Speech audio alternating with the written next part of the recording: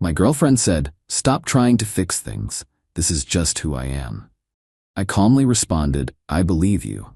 Then I stopped trying entirely. She panicked when she realized that included trying to keep our relationship alive. I, 28 male, need to get this out before I lose my mind. My girlfriend Meredith, 26, and I have been together for 3 years, living together for the last 18 months. What happened 2 weeks ago fundamentally changed how I see everything. We'd been having the same arguments on repeat. She'd leave dishes in the sink for days until they grew mold. She'd promised to help with rent, but somehow always had an emergency that ate up her paycheck. She'd commit to plans, then bail last minute because she wasn't feeling it. Each time I brought these things up, trying to work through them together, she'd get defensive. 2 weeks ago, after she bailed on my work dinner, where I was getting promoted, via text 20 minutes before we were supposed to leave, I finally sat her down. "Meredith, we need to talk about patterns here. This keeps happening and, oh my God, not this again. I told you I had a migraine. You posted Instagram stories at a bar with Qley an hour later. So I felt better. Why are you always trying to fix me? To change me? I'm trying to work together on our relationship. These things affect both of us." That's when she said it, looked me dead in the eye. Her "stop trying to fix things, this is just who I am, take it or leave it." Something clicked in that moment. 3 years of excuses, broken promises, me always being the one to compromise. I took a breath. Me, "I believe you." Her "good. Finally." Me, "You're right. This is who you are. I'll stop trying to change that." She looked triumphant, went back to scrolling her phone. She had no idea what I'd just decided. I spent that night thinking, if this was who she was, someone who couldn't follow through, who prioritized herself absolutely, who saw any request for partnership as trying to fix her, then I needed to accept that. Fully. The next morning, I started implementing changes. The chores. I stopped doing her dishes. Bought my own set, blue plates, bowls. Used only those. Washed only those. Her moldy dishes stayed in the sink. When she ran out of clean ones, she used paper plates. I stopped picking up her laundry from the bedroom floor. Just stepped over it. The bills. Rent was due the following week. I paid exactly my half to the landlord directly, with a note explaining the situation. Utilities.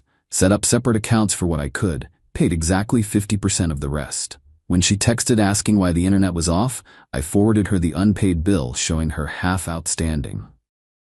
The plans. Stopped including her in anything. Made plans with friends without mentioning them. When she'd find out and ask why she wasn't invited, I'd shrug.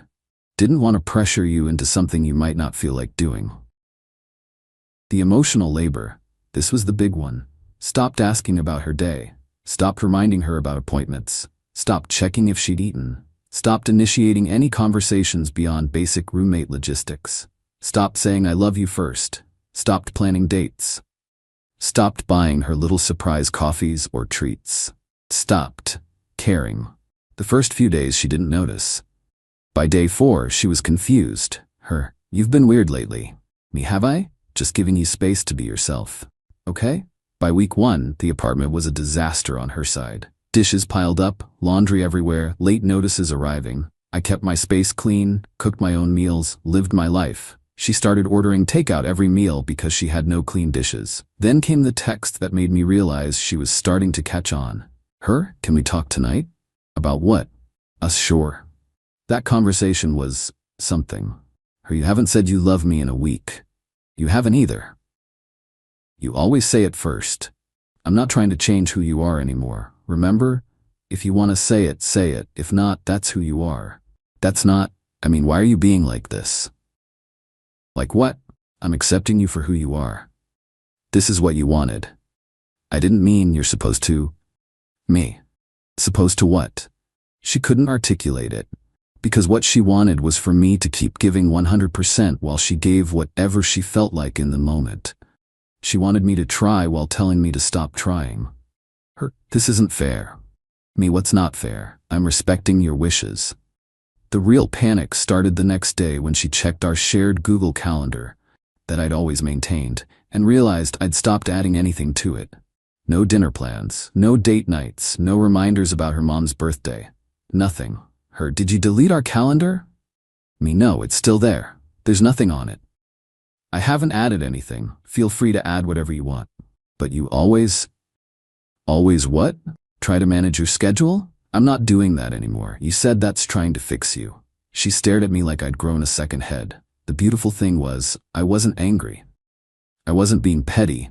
I was just done. I was matching her energy exactly. Update 1. Holy crap, this blew up. Thanks for all the comments and DMs. Some of you called it things escalated fast. So Meredith had apparently been venting to her friends about how I'd become cold and distant, how I was punishing her for being honest about who she was. Her best friend Kelsey, 28F, decided to stage an intervention at our apartment without telling me. I came home from the gym to find Meredith, Kelsey, and 2 other friends, Jasmine and Brittany, sitting in our living room like some kind of tribunal. Kelsey, we need to talk about your behavior. Loading my gym bag into the washer. My behavior? Meredith told us everything. How you've been emotionally abusing her. I actually laughed. Emotionally abusing her how? Withholding affection. Acting cold. Not doing your share around the house. Not doing my share? I pay my half of everything. Clean up after myself. Handle my own stuff. That's literally my share. But you always did more before. You can't just change the rules. I didn't change any rules. Meredith told me this is who she is and to stop trying to change her. So I stopped. That's manipulation. How? She set a boundary. I'm respecting it. The conversation went in circles. They insisted I was obligated to maintain the previous dynamic. That being in a relationship meant accepting that Meredith was just not good at adulting and picking up the slack. So let me get this straight. She can't do dishes, pay bills on time, keep commitments, or reciprocate emotional effort because that's just who she is, but I'm required to compensate for all of that forever? Yes, that's what love is. No, that's what enabling is. They left in a huff, but not before Kelsey threw out, she has options, you know. Brandon from her work has been very supportive. Good for Brandon. That night, Meredith was fuming. I can't believe you embarrassed me like that. How did I embarrass you? You made me look bad in front of my friends. I answered their questions honestly. If the truth makes you look bad, that's not my problem. God, when did you become such an asshole? Me, I'm not being an asshole. I'm being exactly what you asked for. Someone who accepts you as you are without trying to change you. I didn't mean it like this. Then how did you mean it? Again. She couldn't answer. Because she meant she wanted me to accept her lack of effort while maintaining my overcompensation. The next day, she didn't come home. Got a text at 11 p.m., staying at Kelsey's, need space to think. Okay, didn't ask when she'd be back. Didn't ask if she was okay, didn't offer to talk, just okay. She was back the next evening, clearly expecting me to ask where she'd been, to be worried, to fight for us. I was meal prepping in the kitchen, hey. That's it. Hey? What else would you like me to say? I was gone all night. You said you needed space. I gave it to you. You didn't even care where I was. You're an adult. You told me where you were. What's there to care about? She started crying then. Not the manipulative tears I'd seen before when she wanted to end an argument, but real confused tears. This isn't how it's supposed to work. How what's supposed to work? For us, you're supposed to fight for me. Fight for what? You told me who you are. I accepted it. Now I'm living accordingly. But I love you. Do you? Because in 3 weeks, you haven't said it once unless I said it first. You haven't initiated a single conversation about our day. You haven't suggested a single date. You haven't done one thing that suggests you love me beyond saying it when you want something from me. That hit hard. She went to our room. My room, really, since I was the only one who ever cleaned it, and slammed the door. Here's the kicker. While she was at Kelsey's, I'd had time to think. Really think. And I realized something. I wasn't just done trying to fix things. I was done, period. This wasn't salvageable because she didn't want a partner. She wanted a parent with benefits. Started looking at apartments the next day. Found a nice studio closer to my work. Put in an application. 2 days later, the landlord called. Not about my application, about the rent. Landlord. Just calling to confirm I'll have the full payment by the 5th? I paid my half already. Meredith should be paying her half separately. Landlord, she said you always pay the full amount. Me, not anymore, we're paying separately now. Landlord, well, the lease requires full payment. If I don't get it, I'll have to start eviction proceedings. Understood. You might want to call Meredith about her half. 20 minutes later, my phone exploded. Texts, calls, voicemails. I was in a meeting, so I couldn't answer. When I finally checked, what did you tell him? He says we'll be evicted. This is so fucked up. You always pay the rent. I don't have it right now. Please just pay it and I'll pay you back. Answer your phone. This is abusive. You're trying to make me homeless. I texted back once. You have 3 days to figure it out. Maybe ask Brandon from work since he's so supportive. Then I muted the conversation. That evening, she was waiting by the door when I got home. Full panic mode. Her, you have to pay the rent. Me, no, I have to pay my half, which I did. Her, I don't have $750. Sounds like a you problem. Her, where am I supposed to get it? From your job? From your savings? From your parents? From Brandon? I don't know, Meredith. You're an adult. My parents will kill me if they know I can't pay rent. Then I guess you better figure it out. How can you be so cruel? Me. I'm not being cruel. I'm treating you like the independent adult you claim to be. This is who you are, remember? Someone who doesn't need anyone trying to fix their problems. She called her parents. I could hear her in the bedroom, spinning some story about how I was financially abusing her, how I'd suddenly changed all the rules, how she was being victimized. Her dad called me an hour later. Her dad, what's this about you refusing to pay rent? Me? I paid my half. Meredith is responsible for her half. Her dad, that's not how relationships work, son. With all due respect, your daughter told me to stop trying to change her and accept who she is.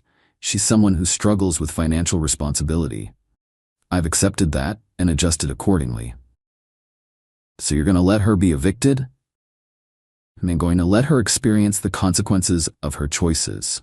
She's had 3 years of me covering for her. She told me to stop trying to fix things. This is what that looks like. He hung up on me. An hour later, Venmo notification. Meredith's mom sent her $750. Rent crisis averted for now. But I knew this was just the beginning. She'd shown me who she was, I'd believed her, and now she was mad about it. My apartment application got approved that night. Move-in date, 2 weeks. Time to make this done official. Update 2. Didn't expect to update so soon, but things went absolutely nuclear. So Meredith's parents paid her rent, but apparently they weren't happy about it. Her mom called her the next morning and, according to the screaming match I could hear through the bedroom door, gave her an ultimatum. Get her act together or move back home. Meredith came out looking like she'd been through war. Her. I need to talk to you. Making breakfast. Okay. Her. My parents are threatening to cut me off. That sucks. That's all you have to say? What would you like me to say? I don't know, maybe care? Maybe help me figure this out? You told me to stop trying to fix things. This sounds like you wanting me to fix things. She literally screamed in frustration and stormed back to the bedroom. I ate my eggs in peace. That afternoon, while I was at work, she apparently decided to take matters into her own hands. I got a text from my landlord. Your girlfriend just came by asking to be removed from the lease. Says you're forcing her out? What's going on? I called him immediately. Me, I'm not forcing anyone out. What did she say exactly? That you're emotionally abusive and she needs to get away from you. She wants off the lease ASAP. Well, that works out perfectly. I actually have a new place lined up. I'm happy to sign a lease termination if she is. Oh, she seemed to think you'd fight it. Me? Nope. When can we make this happen?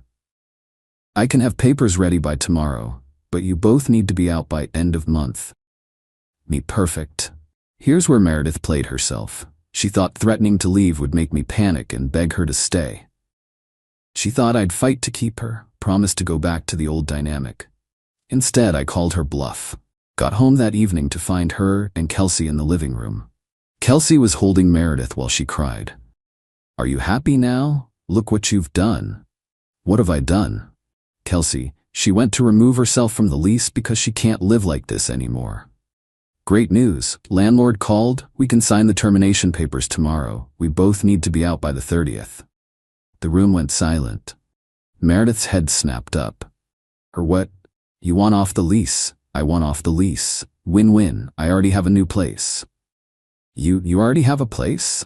Me. Yep. Studio apartment. Move in on the 28th. You were planning to leave her. I was planning to leave a situation where I'm expected to be a caretaker, not a partner. Meredith just made it easier by initiating the lease termination. I didn't think you'd agree. Why wouldn't I? You're unhappy. I'm unhappy. This solves both our problems. Her, where am I supposed to go? Kelsey's? Your parents? Brandon's? That's for you to figure out. You're really gonna make her homeless? I'm not making anyone anything. She's an adult who made a choice. Choices have consequences. Then came the bargaining. Wait, we can work this out. I'll try harder. I'll do the dishes.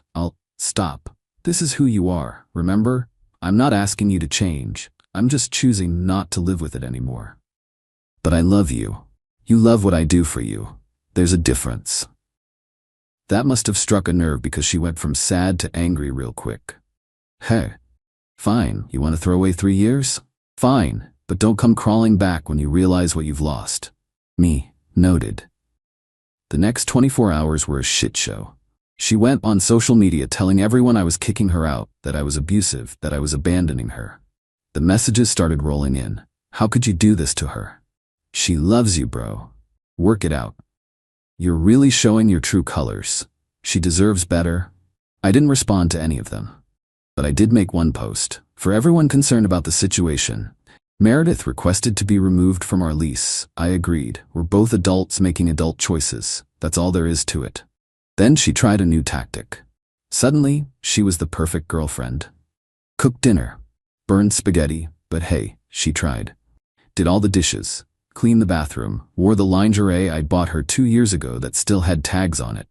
Snuggling up to me on the couch. See? I can be better. We don't have to do this. Meredith, you're not being yourself. You're performing what you think I want. Isn't that what you wanted? For me to try? No, I wanted a partner who naturally reciprocated effort. You're showing me this isn't natural for you. It's forced. How long could you keep this up? A week? A month? Before you resent me for making you do it? She deflated, because we both knew the answer. Her, so that's it? You're really done? Me, I've been done since the night you told me to stop trying. I just needed you to see it too. The next morning we signed the lease termination papers. The landlord, cool guy that he is, pulled me aside after. Landlord.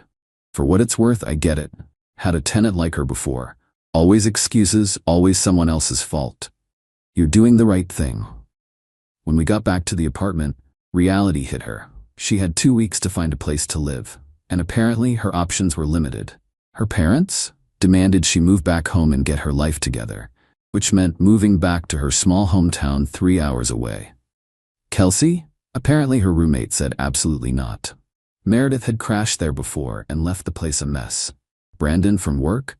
Yeah, about that. Turns out he has a girlfriend who wasn't thrilled about Meredith's sudden interest in couch surfing. Her other friends? Funny how quick they were to offer emotional support but not actual help. She spent the next 3 days frantically apartment hunting, but with her credit score, which I now know is in the 500s, and no savings for a deposit? Not happening. Her, please, just let me stay here for another month. I'll sleep on the couch. I'll find a place, I promise. Me, no, you have your parents as an option. Take it. Her, I can't move back there. My life is here. Then you should have thought about that before treating your life here like someone else's responsibility. Final update. Moving day came faster than expected. I'd slowly been packing my stuff, and it was revealing just how much of our apartment was actually mine. The TV, the couch, the dining table, the kitchen appliances, the bedroom furniture, all stuff I'd bought before or during our relationship. She'd contributed some throw pillows and wall art. The night before move-out, she made one last desperate play. Showed up at my bedroom door in lingerie again. Her, one last night for old time's sake? Me, no. Her, seriously? You won't even. Me, Meredith, you're trying to use sex as currency. That's just reinforcing why this needs to end. She broke down then. Not manipulative tears, but genuine sobbing. Her, I don't know how to be different. This is all I know. I know, and that's not your fault, but it's not my responsibility to fix either. What am I supposed to do? Figure it out, like adults do. Maybe moving back home will give you time to work on yourself. You know what? Screw you. You never loved me. You loved feeling superior. You loved being needed. Maybe there's some truth to that, which is another reason this needs to end. We're not good for each other. She spent that last night at Kelsey's. I finished packing in peace. Moving day was anticlimactic. The movers came at 8 a.m., had everything loaded by 10. Meredith showed up at 9:30 with her dad and a U-Haul. She wouldn't look at me. Her dad shot me dirty looks but didn't say anything.